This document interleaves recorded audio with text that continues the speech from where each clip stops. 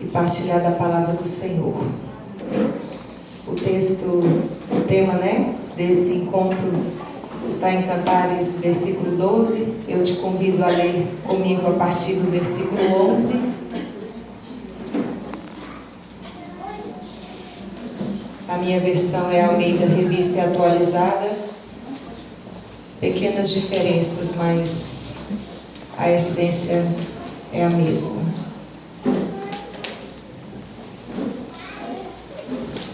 Cantares 2, versos 11 e 12 diz assim: Porque eis que passou o inverno, cessou a chuva e se foi. Aparecem as flores na terra, chegou o tempo de cantarem as aves, e a voz da rola ouve-se em nossa terra. Amém? Deus, nós te rendemos graças pela tua palavra, Pai amado. Nós nos dispomos nesse momento aqui diante do Senhor, a Deus amado, meditarmos, Senhor amado, naquilo que a tua palavra diz. Que o Senhor venha fazer conforme aprove a ti, como a tua palavra mesmo diz, que a palavra do Senhor não volta vazia, mas cumpre o propósito para o qual ela foi designada. Que o Senhor encontre neste lugar, Pai, terrenos férteis nos corações das pessoas que estão aqui, para a boa semente da tua palavra, em nome de Jesus. Amém? Eu confesso que quando eu olhei para esse tema, eu falei, porque Cantares, na minha Bíblia é cântico, da tradução literal do hebraico é cântico dos cânticos, que significa que é o mais excelente cântico. E mesmo diante de algumas controvérsias, algumas especulações e o uso de forma figurada desse texto, desse livro, os estudiosos evangélicos, em sua maioria, acharam por bem interpretá-lo de maneira literal. Então, Cantares é, primeiramente, um canto nupcial entre noivos, né? Ele fala da sexualidade humana dentro dos laços do matrimônio. No seu contexto, você lê o livro todo, você vai ver claramente a Bíblia colocando a questão da pureza, da castidade, antes do casamento como algo primordial e do agrado do Senhor. E de uma forma secundária, Cantares vai ser aplicado a Cristo e sua noiva, a igreja. E Salomão fez isso muito bem, né? Com muita propriedade, com muita habilidade, ele faz de uma forma muito linda, ressaltando o esplendor da majestade do Senhor, usando a beleza daquilo que se havia na região para exaltar a criação. E tem um pastor presbiteriano, Silas de Oliveira, que ele fala que para Salomão não há sentido em ver a beleza das flores da primavera que estava chegando, sem que ele pudesse partilhar dessa beleza com a sua esposa, com a sua noiva. Então, por isso ele a chama, a convida. Mas Salomão está anunciando a chegada da primavera, mas para haver primavera, precisa haver inverno antes. Só existe primavera aonde existe inverno. Nos lugares aonde não há inverno, também não há fruto nem flores. Não tem como a primavera florescer se não houve inverno. E eu queria falar sobre o inverno um pouquinho. No século 17, na Inglaterra, havia uma perseguição muito grande aos cristãos. A igreja fazia parte do Estado e perdeu-se a liberdade de culto. Então, de uma vez, assim, de uma forma muito terrível, 2.000 ministros, pregadores puritanos foram retirados das suas igrejas e proibidos de, pelo menos, morar a menos de 8 quilômetros de qualquer vila, de qualquer vilarejo. eles tinham que ficar isolados, bem longe, para que eles não pregassem a palavra. Então só continuava nos altares quem pregava conforme aquilo que agradava a igreja e o Estado. E nesse contexto viveu John Bunyan. Falar de inverno é quase que automático lembrar desse homem. John Bunyan é o autor do Peregrino. Depois da Bíblia Sagrada, é o livro mais vendido e lido do mundo. E ele escreve nesse livro, ele escreveu esse livro de dentro da prisão. Ele passou cerca de 12 anos preso. E aí ele tinha uma filha cega e ele se preocupava muito com ela, com a esposa, deixou a esposa, já a sua segunda esposa, porque a primeira havia falecido, cuidando dos seus filhos, 4, 5 filhos. E ele ficava muito preocupado com as privações e com as necessidades que eles passavam até mesmo de alimento. E por vezes era feita a ele a proposta: não, faz um acordo que você não vai mais pregar e a gente solta. E ele olhava para eles e dizia assim: a hora que vocês me soltarem, a primeira coisa que eu vou fazer é pregar. E assim era. Cada vez que ele era solto, ele pregava novamente, ele era preso novamente. E dentro da prisão, ele escreve então o Peregrino. E havia ali um religioso fiel, que foi um mártir daqueles dias, e ele falava uma frase para aquele tempo de perseguição que me chama muita atenção. Porque, embora nós não estejamos vivendo na Inglaterra do século XVII, esta frase, ela é atual e real para nós. E ele dizia assim, estes tempos em que vivemos são ou de muito pecado ou de muito sofrimento. Que os cristãos façam, pois, a sua escolha, pecar ou sofrer. E certamente aqueles que escolheram a boa parte, haverá de escolher sofrer. Nós vivemos num tempo complicado, pelo menos no meu ver, né? Teologicamente falando, à luz das Escrituras, onde nós vemos tantas igrejas abertas, milhões de evangélicos analfabetos em relação à Bíblia, não sabem o que a Bíblia diz, e são levados de um lado para o outro por todo vento de doutrina. E quando nós olhamos para a Escritura e para o tempo que nós estamos vivendo, essa frase do Conde Ariel, ela é muito forte e necessária. Pecar ou sofrer. Ou você escolhe viver de modo digno do Senhor, ou você escolhe pecar. E escolher não pecar e viver do modo digno do Senhor é abraçar sofrimentos inevitáveis. Nós estamos num período, pelo menos, eu não sei como que são as igrejas fora do mundo, não as conheço, mas na nossa realidade de Brasil, nós somos amigáveis demais com todo mundo.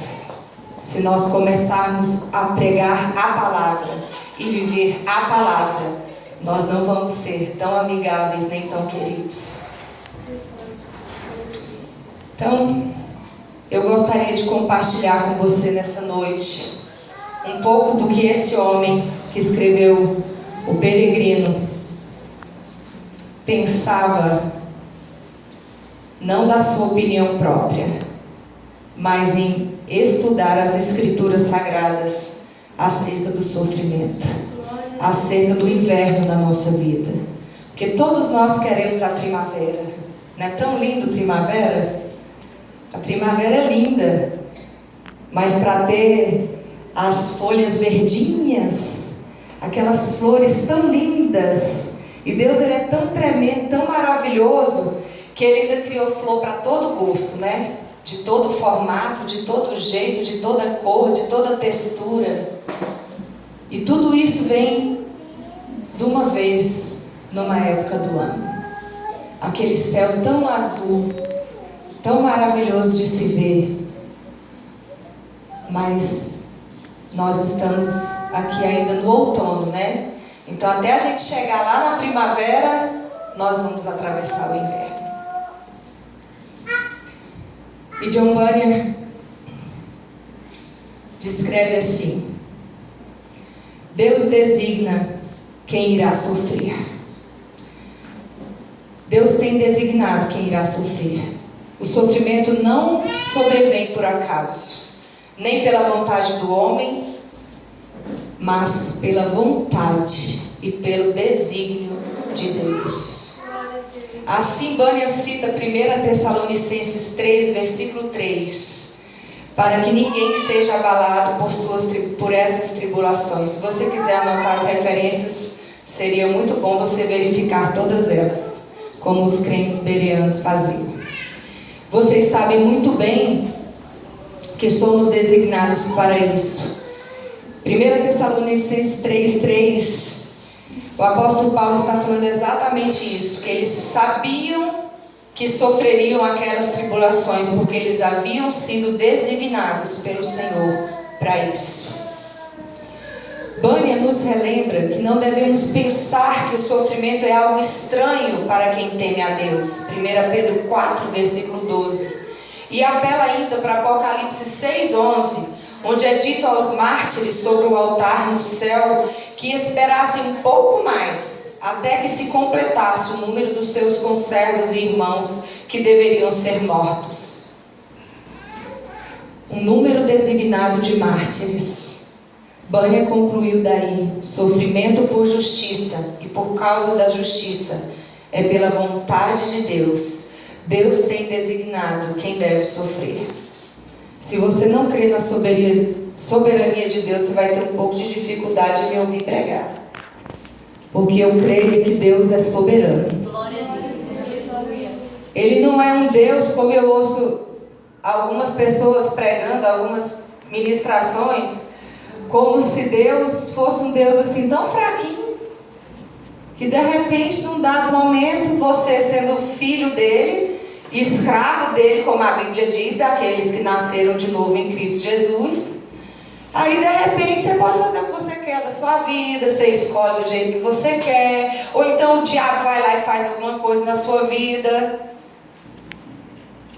Eu estou aqui, até saí ali antes, falei com a irmã que eu precisava alongar um pouco meu pescoço, um probleminha na coluna cervical. E uma vez a irmã falou isso para mim, nesse negócio de tanta batalha, de que o diabo, eu olhei para ela e falei assim: irmã, se eu estou vivendo isso daqui é porque Deus tem um propósito que Ele permitiu. Porque a minha vida pertence a Ele. E o diabo tem poder na minha vida, não. Então, como a irmã que estava aqui ministrando louvor bem disse, aprove a Deus. Ainda que você não entenda as causas e os motivos. Nós cantamos isso aqui em um dos hinos, a palavra que está em Romanos. Todas as coisas cooperam para o bem daqueles que amam a Deus. Mas às vezes nós queremos olhar para esse texto numa perspectiva terrena e passageira. Todas as coisas cooperam para o bem daqueles que amam a Deus, na perspectiva de Deus para a eternidade. Em segundo lugar, Deus tem designado quando eles sofrerão pela sua verdade aqui neste mundo.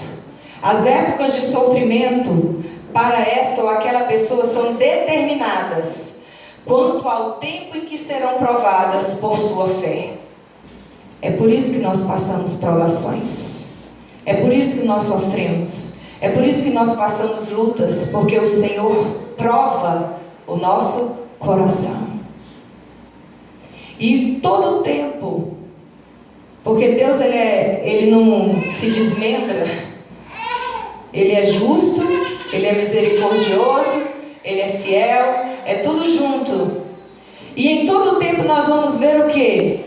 No momento da luta, da perda, do sofrimento, da provação, Deus vai passando a peneira e nitidamente a gente vai vendo quem é joio, quem é trigo, quem é filho e quem não é. Não é assim?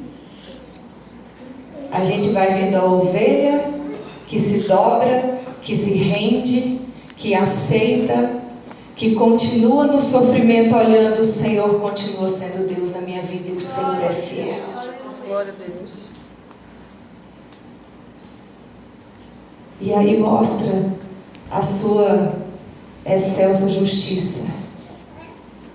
O tempo do seu sofrimento, escreve Bunyan, ainda não havia chegado. O mesmo foi dito de Jesus. Tentaram prendê-lo, mas ninguém lhe pôs as mãos, porque a sua hora ainda não havia chegado. João 7,30.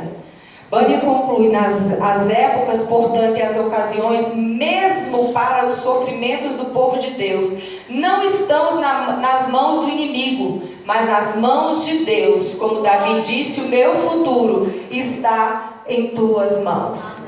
Se você lê as Escrituras com bastante atenção, você vai observar que em todo o Antigo Testamento, os sofrimentos mais terríveis que o povo vivia, você jamais vai vê-los dizendo que o inimigo estava se levantando ou fazendo alguma coisa contra eles. Em todo o tempo você vai ver aquele povo olhando e falando assim: a mão do Senhor Deus é sobre nós.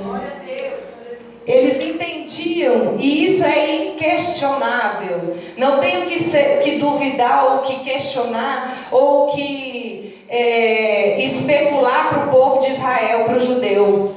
Deus é soberano, e seja o bem ou seja o mal, está vindo das mãos dele para a vida daqueles que são dele. Santos sofredores são borrifados sobre a terra para evitar que ela cheire mal. Deus tem designado onde este, aquele ou outro homem qualquer deve sofrer. Moisés e Elias, quando apareceram no Monte Santo, contaram a Jesus os sofrimentos que ele deveria cumprir em Jerusalém. Lucas 9, 30, 31. Os santos são borrifados pela mão de Deus aqui e ali, como o sal é colocado na carne, para evitar que ela cheire mal. Eles são espalhados pelo mundo para temperar a terra. Assim, da mesma forma, onde eles devem sofrer, é também designado para uma melhor confirmação da verdade. Cristo disse que nenhum profeta deve morrer fora de Jerusalém. Lucas 13, 33. Mas por quê? Deus designou que eles deveriam sofrer ali. Assim então, quem, quando e onde estão na vontade de Deus e consequentemente são designados por aquela vontade. O tipo de morte com a qual Pedro iria glorificar a Deus, Deus designa isso também. Que tipo de sofrimento para esta ou para aquela pessoa este ou aquele santo deverá passar. Deus disse que mostraria a Paulo, lá em Atos 9,16, aquilo que ele haveria de padecer por sua causa. E está dito que Jesus indicou a Pedro antecipadamente o tipo de morte com a qual ele iria glorificar a Deus, em João 21, 19. Irmãos, quando eu olho para isso daqui, eu não sei como que as igrejas, que o povo acha que é salvo. Porque isso aqui, que as Escrituras dizem, não é a realidade que nós vemos da grande maioria daqueles que se dizem cristãos sobre a face da terra. Porque as pessoas não querem sofrer por amor ao Senhor. Elas querem ser abençoadas. Elas querem receber algo de Deus. Então eu só sou abençoado, eu só tenho Deus, eu só sou cheio do Espírito se estiver tudo bem. Se se não tiver dificuldade financeira, se não tiver dificuldade na saúde, se não tiver dores, se não tiver angústia, se não tiver tristeza. Aonde foi parar os personagens bíblicos no meio desse evangelho, eu não sei. Porque quando nós vamos ler a história de vida deles,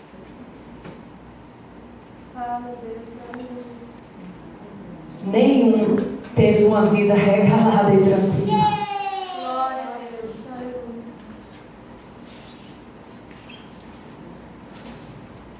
Está designado qual dos santos deve morrer de fome, quais a espada, os que deverão ir a cativeiro e quem deverá ser comido pelas feras.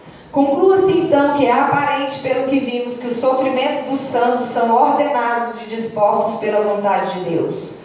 Podemos até mesmo ir mais além com Bunyan, quando ele mostra por qual verdade seus santos deverão sofrer, e ainda através de qual mão e por quanto tempo. Mas perguntemos, qual o propósito de Deus nesta exposição da soberania de Deus no sofrimento?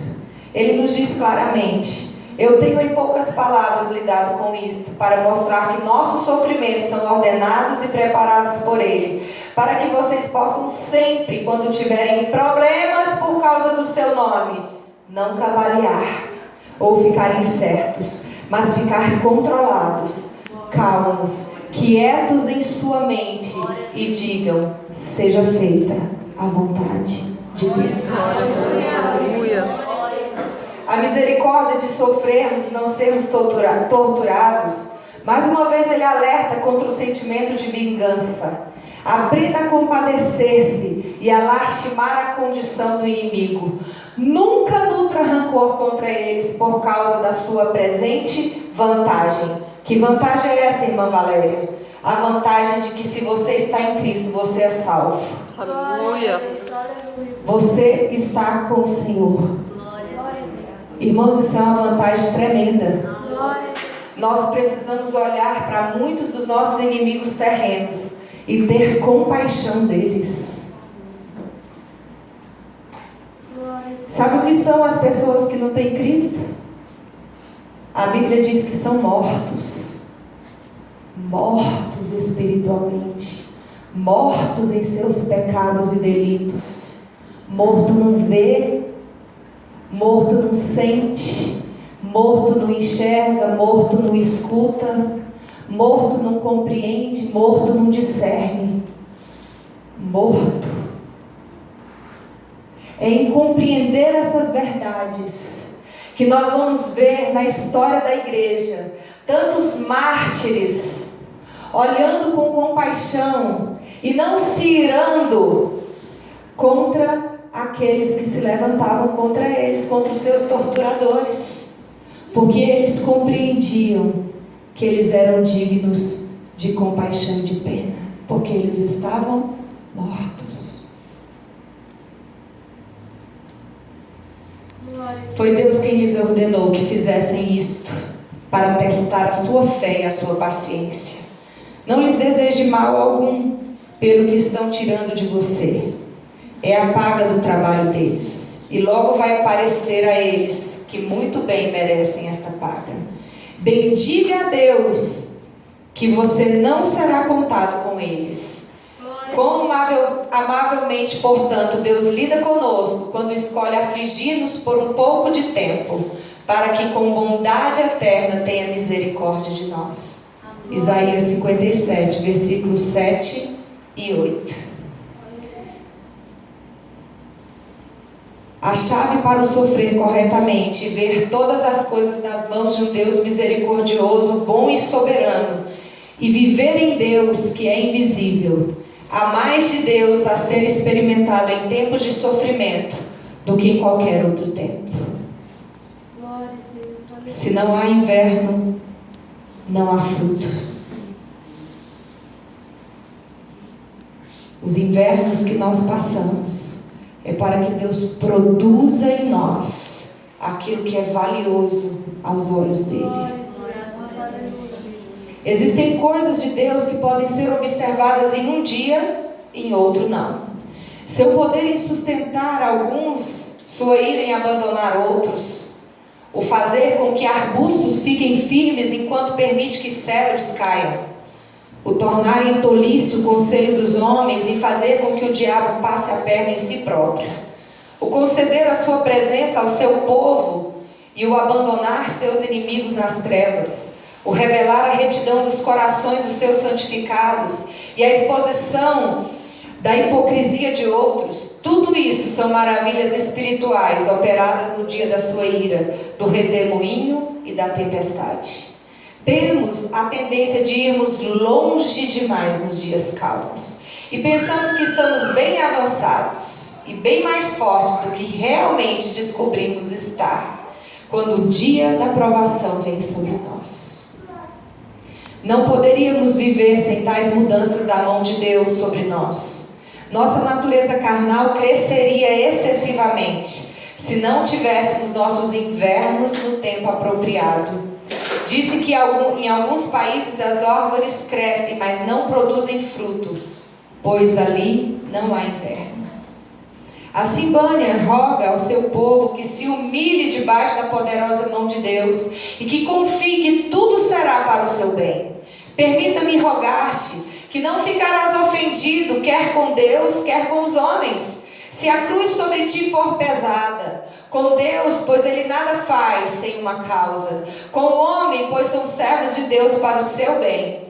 Toma, portanto, agradecidamente o que vem da parte de Deus através deles. Se tiver em seu coração fugir, fuja. Se alguém perguntar se podemos aproveitar as oportunidades para nos livrar do sofrimento, John Bunyan responde: você pode fazer conforme estiver em seu coração. Se estiver em seu coração fugir, fuja. Se estiver em seu coração ficar firme, fique firme. Qualquer coisa, menos negar a verdade. Aquele que foge tem autoridade para fazê-lo. Sim, a mesma pessoa tanto pode fugir como permanecer. Depende da chamada e da obra de Deus em seu coração.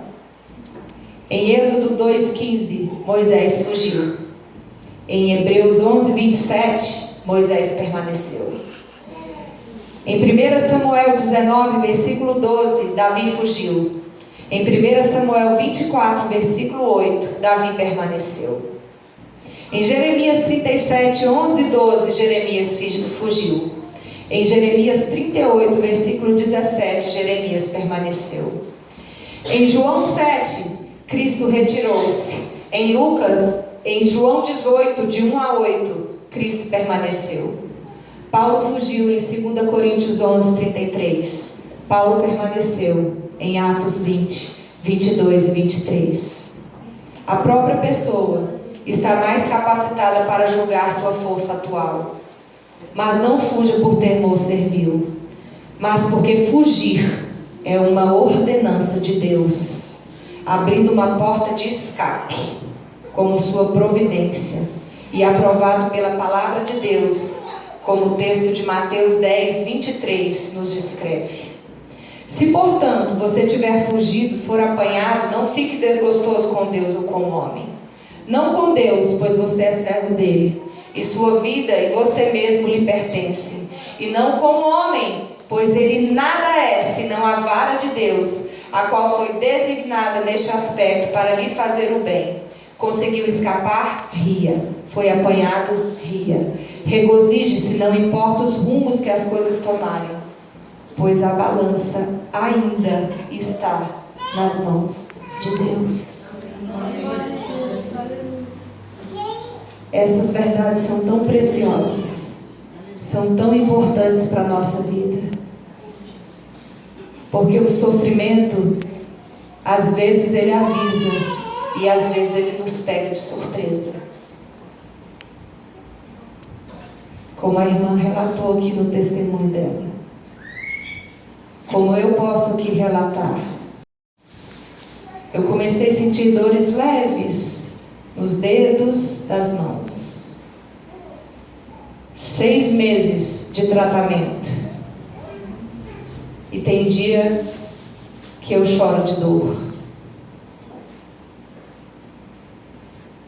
Estas verdades é o que fazem a diferença na minha e na sua vida. quando Deus decide nos provar. Não abra sua boca para dizer: o diabo está furioso com a minha vida, porque o diabo está furioso com qualquer pessoa que tenha a marca de Cristo, e ele vai estar sempre. Mas ele só pode fazer qualquer coisa de acordo com a vontade de Deus, se Deus tiver um propósito e assim permitir, para nos provar. Porque é isso que a Bíblia vai dizer em todo o tempo. O sofrimento, ele vem na nossa vida para correção, e ele vem na nossa vida como provação da nossa fé. É tão fácil erguer as mãos e cantar e adorar quando tudo está bem. É tão fácil glorificar. É tão fácil. Continue adorando. Continue glorificando, não porque você está bem, mas porque Ele é Deus, e Ele é digno de ser adorado, Ele é digno de ser engrandecido. Isso é o significado de adoração. Adoração é nós entoarmos a Deus algo que exalta aquilo que Ele é. E Ele não deixa de ser porque nós estamos passando sofrimento.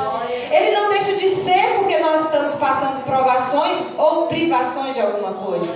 Ele continua sendo Deus. Ele continua sendo bom. Isso é viver por fé. O homem que diz que o justo viverá por fé. O apóstolo Paulo, um homem experimentado de dores, de sofrimento, que aprendeu a estar contente em Deus em toda e qualquer situação. Por quê? Porque ele entendeu isso, irmãos. Ele não era diferente de mim e de você. Ele tinha a mesma natureza pecaminosa e caída. Mas ele compreendeu que todas as coisas cooperavam para o seu bem. Ele compreendeu que Deus é bom.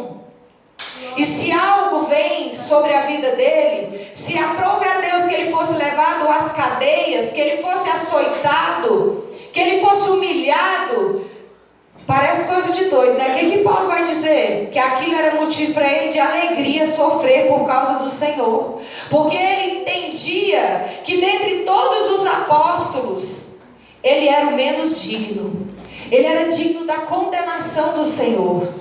E se essa verdade não arde no meu e no seu coração, eu te convido a começar a questionar se você verdadeiramente nasceu de novo.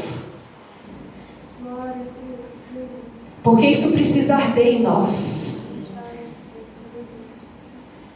Será que nós estamos dispostos a glorificar, a exaltar e adorar o Senhor em meio às perdas, aos sofrimentos? E se Deus te tirar tudo que você tem como precioso? E se Deus não realizar os seus sonhos? E se Deus não te der aquilo que você quer? Ele vai deixar de ser Deus? Ele vai deixar de ser bom?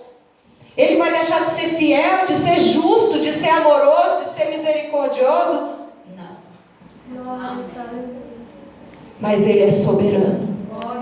E o fim de todas as coisas e o propósito para o qual nós fomos criados é para que Ele seja glorificado. Não há outra coisa.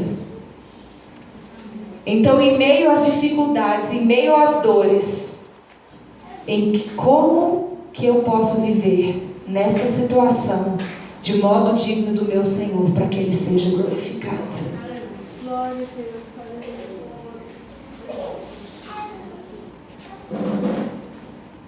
A gente vê tantas pessoas que amam tanto o Senhor, até Deus tirar delas aquilo que é precioso.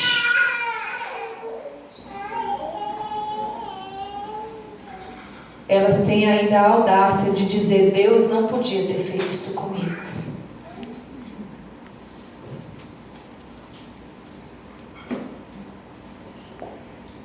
É tão bom a gente ouvir como nós fomos recepcionadas aqui como princesas. Mas nós precisamos olhar diante do espelho e reconhecer que muito do que há em nós cheira mal diante do Senhor. Nós não somos bons. Nós não somos boazinhas. Nenhum de nós somos, e não sou eu que estou dizendo isso. A palavra de Deus diz isso. Nós precisamos, como o apóstolo Paulo, reconhecer que nós éramos dignos da ira de Deus, dignos da condenação eterna. Mas Ele nos escolheu e Ele nos alcançou. E mesmo em meio aos piores sofrimentos que nós podemos padecer nesta terra, Ele continua sendo digno da nossa adoração, do nosso louvor. Ele continua sendo fiel.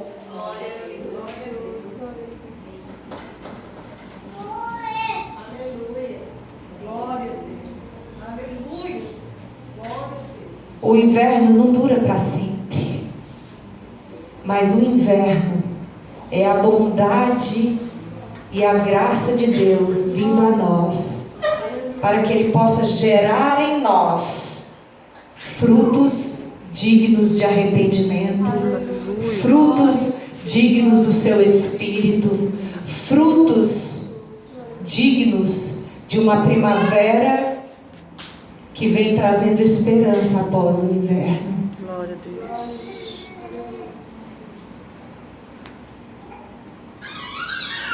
Quando nós falamos de primavera, da primavera chegou, em algumas versões, esse texto de Cantares 2 fala: o tempo de cantar chegou. E a gente fica imaginando o tempo em que a gente vai receber a bênção que nós estamos esperando de Deus. Ou o tempo em que o sonho vai ser realizado, então vai ter chegado o tempo de cantar. Não, irmãs. O tempo de cantar é todas as vezes que nós enfrentamos o inverno da nossa vida e Cristo gera em nós aquilo que nos faz mais parecidas com Ele. E Ele faz exalar em nós, em meio ao sofrimento, o bom perfume de Cristo. Aleluia, glória a Deus. Por que Cristo padeceu? Por que Cristo se alegrou no sofrimento e foi obediente até a morte de cruz? Porque era isso que trazia glória ao Pai. Porque essa era a vontade do Pai. Glória a Deus. Essa era a vontade do Pai. Então as nossas vidas, a nossa vida não está à deriva, sendo levada de um lado para outro, onde as pessoas podem nos humilhar e Deus não está vendo, e Deus não está não. O mais provável é que quando alguém nos humilha, essa é a vontade de Deus, e aquela pessoa foi designada por Deus para isso. Irmã, agora você pegou pesado. A Bíblia diz que até o perverso Deus separa para o dia mau, para os dias da adversidade. Nada fugiu do controle dele. Deus não está sentado no trono olhando tudo. Deixa eu esperar que chegar o momento de eu fazer alguma coisa. É a humanidade dele, é a terra dele, é o mundo que ele criou, que Ele tem o domínio, que Ele já escreveu a história do início, Gênesis, ao fim, Apocalipse. Tudo já foi determinado. Tudo. Quando Paulo fala que nós não podemos fazer planos e dizer que nós faremos isso ou aquilo, mas que o correto é nós dizermos o quê? Se Deus quiser, se Deus permitir. Porque se você é de Deus, a sua vida não te pertence. Glória a Deus. Nós não podemos ficar fazendo planos e trazer diante de Deus para Ele bater um carimbo e atestar os nossos planos. Glória a Deus. Nós precisamos aceitar aquilo que é a vontade dEle e o plano dEle para a nossa vida. Será que os planos de Paulo era ir para a prisão? Era ser açoitado? Será que os planos de João Batista era morrer e ter a sua cabeça numa bandeja de prata para satisfazer a soberba do coração de uma mulher perversa? Mas essa era a vontade de Deus. com que Ele fosse glorificado por meio daqueles homens, Glória a Deus. Aleluia. através da vida deles. A gente está acostumado, mal acostumada demais, a ouvir tanto que Deus se importa, e como se Deus estivesse o tempo todo preocupado em cuidar do nosso bem-estar. Deus não está preocupado o tempo todo em cuidar do nosso bem-estar. Deus quer que nós vivamos de modo digno e agradável a Ele, conforme a Sua palavra, para que seja rendido glória a Ele, porque foi para isso que nós fomos criadas. E às vezes isso soa estranho, porque, nossa, mas Deus não é bom? Deus não é amoroso? Nós precisamos estudar mais aquilo que a Bíblia diz acerca da bondade, do amor de Deus, e tirar um pouco desse nosso entendimento de acordo com a bondade humana e o amor humano, porque Deus não é um ser humano, Ele é Deus. Ele é Deus.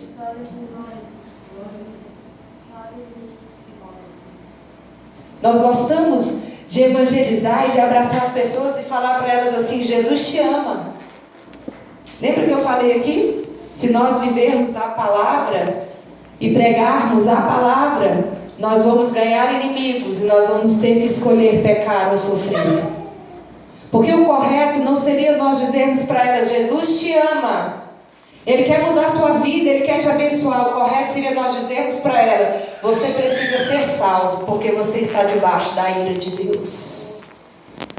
Porque é isso que a palavra diz, que aqueles que estão no mundo, que aqueles que não vieram ao Senhor, não foram alcançados por Cristo, estão debaixo da ira de Deus. Eles já estão condenados. Isso é evangelho. Por que João Batista andava e dizia: arrependa-te, porque está próximo o reino dos céus? Por que Jesus andava e dizia: arrependa-te, porque está próximo o reino dos céus? Arrependa-te, porque você está debaixo da ira de Deus. Ser salvo, você precisa ser salvo para você ir para o céu? Não, você precisa ser salvo para você sair debaixo da condenação do próprio Deus, do Todo-Poderoso. Você precisa ser salvo para que você possa glorificar e render glória a Ele com a sua vida.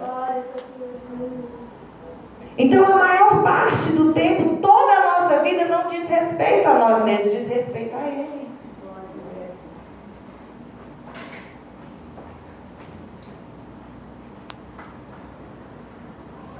E às vezes nós precisamos ter a convicção do que fazer.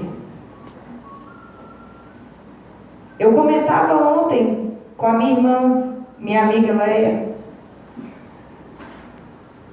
Falei: Léo, eu preciso cumprir o compromisso, eu tenho que pregar amanhã, no próximo domingo.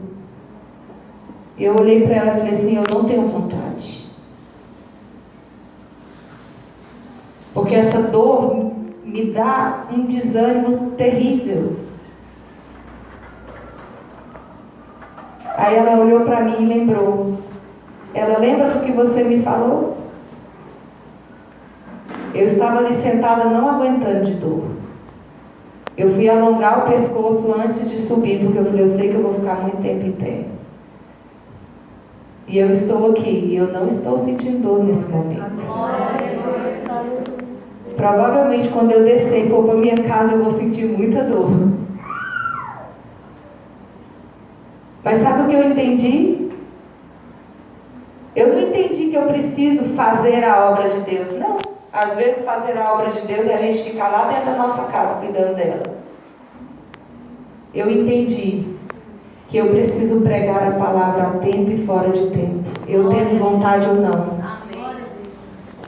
Eu estando me sentindo bem ou não. Porque se Deus tem me concedido a graça de aprender essa palavra, de estudar essa palavra, de ter entendimento e discernimento nessa palavra, eu não posso ficar calada. Então não diz respeito a mim, diz respeito a Ele. Quando John Bunyan era preso e era chamado, não era assim? Na época das grandes perseguições nos séculos passados, aqueles homens os pregadores, eles eram chamados, né? Fazia aquela assembleia solene, ia para aquele interrogatório e não sei o que, ele tinha oportunidade de falar em sua defesa, e eles queriam ali que eles negassem, né? A fé da cruz, ou que não pregasse mais Jesus. E aí, o que ele fazia? Ele pegava a palavra e dizia assim: a figura esse John Bunyan. Ele usava o texto das Escrituras e falava bem assim. 1 Pedro 4, de 10 e 11 diz: servi uns aos outros, cada um conforme o dom que recebeu, como bons despenseiros da multiforme graça de Deus. Se alguém fala, fale conforme os oráculos de Deus. Se alguém serve, faça na força que Deus supre, para que em todas as coisas seja Deus glorificado por meio de Cristo Jesus, a quem pertence a glória e o domínio pelos séculos dos séculos. Amém. O que ele entendia com esse texto? A graça de Deus na vida dele era ele pregar. Era o dom que ele havia recebido. Como que ele podia não pregar? Mas como que ele instrui aqui? O texto de 1 Pedro 4: fale conforme os oráculos de Deus. Às vezes a gente ouve as pessoas dizerem assim: ah não, mas eu não entendo dessa forma. Irmãs, nós não temos que entender da nossa forma. Nós temos que estudar e entender aquilo que a palavra diz, da forma que ela diz. É por isso que é importante, e eu percebo, quando a gente está pregando, a gente tem uma visão diferente, né? Quando a gente está aqui em cima. E o que a gente percebe? As pessoas têm uma certa resistência. Quando o pregador começa a trazer a palavra, o que o texto diz no seu original. Isso é conhecimento, irmãos. É quem estuda o original do texto bíblico que entende o que o autor quis dizer, o que Deus estava dizendo para o povo ali. Porque nós temos uma tradução muito pobre. É o mínimo que você estudar de teologia, você vai descobrir isso. E nós precisamos. Nós não podemos vir a Deus e entrar pelas portas da igreja ávidos, desesperados somente por recebermos da sua bênção, da sua cura, da sua restauração. Ele pode fazer tudo isso, se Ele quiser. Nós precisamos vir de forma ávida, de forma eufórica, para nos encontrarmos com Ele, para cultuarmos a Ele, para adorarmos a Ele, para que Ele faça em nós conforme lhe apraz, para que seja feita a sua vontade. Glória a Deus, glória a Deus, aleluia. Nós precisamos parar de querer nos sentirmos bem. Irmã, mas Deus não é bom. Deus é bom, e é o Deus que é bom.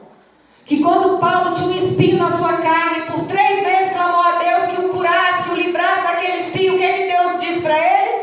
A minha graça te basta, o meu poder se aperfeiçoa na sua fraqueza. E Paulo entendeu que Deus havia permitido aquele espinho para que ele não se ensoberbecesse, não achasse que nele havia alguma coisa de bom. O espinho era a bondade de Deus na vida de Paulo. Para de pedir para Deus te tirar o sofrimento. Porque às vezes o sofrimento é a bondade de Deus na sua vida, para que você não se perca, para que você não vire as costas para o Senhor e queira fazer como Eutico, quando estava lá na janela, né, que a Bíblia diz, e Paulo pregava, já era noite, durante toda a noite. E é interessante que a gente ouve as pessoas pregar e falar muita coisa. Onde você já viu alguém dentro de uma igreja sentar na janela? Quem senta na janela, o que ele vai fazer? Ele vai olhar para dentro da igreja, ele vai olhar para onde? Lá para fora. E em algum momento ele vai se distrair e ficar com sono. Porque o coração dele não está inteiramente ali. Porque se ele quisesse estar ali somente ouvindo Paulo, ele estaria do lado de dentro.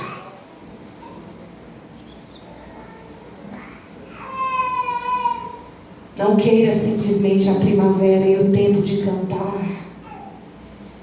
Queira glorificar a Deus, seja no inverno, seja na primavera. Queira viver de modo digno e agradável a Ele, seja no inverno, seja na primavera.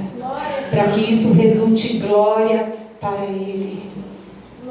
Permita que Ele te confronte com o seu Santo Espírito, com a sua palavra. Permita. Quem trouxe sofrimento na vida de Jó? Ah, irmã Valéria, foi o diabo? Foi não. Porque o que o diabo fez? Vinha de se andar pela terra e apresentou-se diante de Deus. E o diabo não chegou lá falando para Deus assim: nossa, eu vi Jó. O próprio Deus: observaste meu servo Jó? Será que Deus não sabia o que viria depois? Claro que Ele sabia. Aprove a Deus provar Jó. Jó recebeu alguma resposta ou alguma explicação do porquê ele havia sofrido? Não. Nenhuma resposta. E olha que ele fez um monte de perguntas. Dezenas delas. Não queira entender o inverno. Apenas se renda diante de Deus. Não se renda querendo barganhar. Vou me render e vou adorar para a primavera chegar logo. Não. Adore porque Ele é Deus. Adore porque Ele é soberano. Adore porque Ele é o Deus onipotente. Adore porque Ele é o Deus onipresente. Adore porque Ele é o Todo-Poderoso, Criador de todas as coisas. Adore porque Ele é o Deus que se ira. Adore porque Ele é o Deus que na sua ira se lembra da misericórdia. Adore porque a bondade e a misericórdia do Senhor nos seguem todos os dias da nossa vida quando nós estamos em Cristo. Adore. Adore porque Ele te escolheu, porque Ele te alcançou. E se a luta e o inverno que você está vivendo te matar, você vai para Ele. Que seja para morrer para a glória dEle. Na vida ou na morte, no inverno ou na primavera, na alegria ou na tristeza, que seja para o louvor da glória dEle. É isso que vale a pena. É isso que vale a pena. Que o meu coração e o seu coração estejam no Senhor, autor da vida. Aquele que pode humilhar ou exaltar, abater ou levantar. Se te humilharem, que seja para a glória de Deus. Humilhar o Cristo. Quem nós pensamos que somos que não podemos ser humilhados?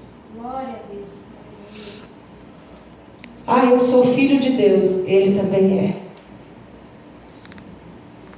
Ele é o filho unigênito e ele foi humilhado. Aceite. Você que está passando pelo inverno. Você que está saindo do inverno e avistando a primavera.